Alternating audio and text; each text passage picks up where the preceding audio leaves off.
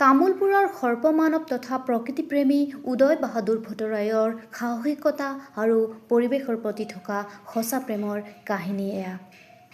প্ৰকৃতি আৰু জীৱ-জন্তুৰ সংৰক্ষণত আগ্ৰহী লোকসকলে সমাজত এক বিশেষ স্থান লাভ কৰি আহিছে আৰু তেনে এজন ব্যতিক্ৰমী আৰু প্ৰশংসনীয় ব্যক্তিত্ব হৈছে তামোলপুৰ জিলাৰ অন্তৰ্গত ২ নম্বৰ হৰিণচৰা গাঁৱৰ নিবাসী উদয় বাহাদুৰ ভট্টৰায়।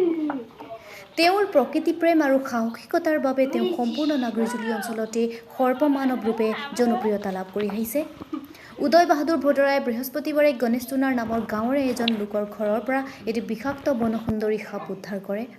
উদয় বাহাদুৰ ভট্টৰায়ে নিৰ্ভীকভাৱে সাপটো ধৰি বনাঞ্চলত সুৰক্ষিতভাৱে এৰি দিয়ে। সাপে কেতিয়াও মানুহৰ ক্ষতি নকৰে আৰু ইয়াক বুজি তেওঁ সাপৰ প্ৰতি থকা যি সদ্ভাৱনা আৰু সংৰক্ষণমূলক মনোভাৱ দেখুৱাইছে সেয়া অতি প্ৰশংসনীয়। কেৱল এবাৰ দুবাৰেই নহয়, কিছুদিন পূৰ্বেও তেওঁ ঘৰৰ ওচৰৰ পৰা এটি বিষাক্ত ফেটি সাপ ধৰি ইয়াকো বনাঞ্চলৰ মাজত সুৰক্ষিতভাৱে এৰি দিছিল। উদয় বাহাদুৰ ভট্টৰায়ৰ এই ধৰণৰ কামবোৰে পৰিস্পষ্ট কৰি তোলে যে তেওঁ এজন সৰ্প উদ্ধাৰকাৰীয়েই নহয়, তেওঁ হৈছে এজন সঁচা প্ৰকৃতিপ্ৰেমী। উদয় বাহাদুৰ ভট্টৰায়ৰ দৰে লোকসকলে আজিৰ সমাজত প্ৰকৃতি আৰু বন্যপ্ৰাণী সংৰক্ষণৰ প্ৰতি মানুহৰ দৃষ্টিভংগী সলনি কৰি আহিছে। তেওঁক স্থানীয় ৰাইজে সৰ্পমানৱ নামেৰে সম্বোধন কৰে, যি তেওঁৰ কৰ্মৰ প্ৰতি থকা এটি সন্মান।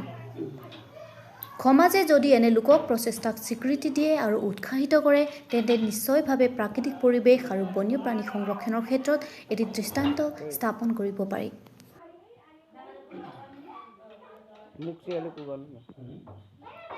अगाडि हेर्नु न।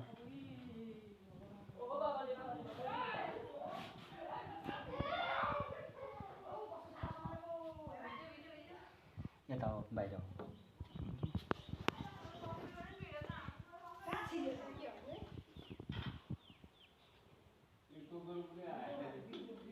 ऊ यता निकालो टाउको।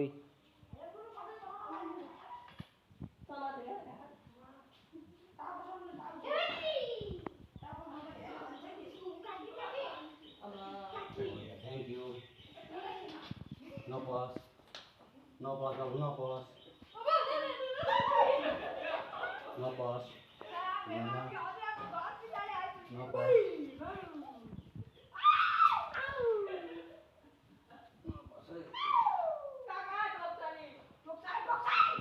Hey. टमाटरलाई डर लागेको छैन, उनीहरू डर लाग्छ। एउटा बोस्टा ल्याऊ त।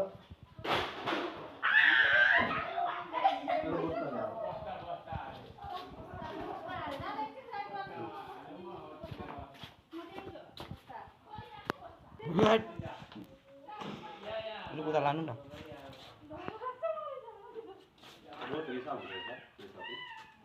Koti चाहिँ अरु कसैलाई के पनि गर्दैन। त्यो आको नि मान्छेको हुन्छ।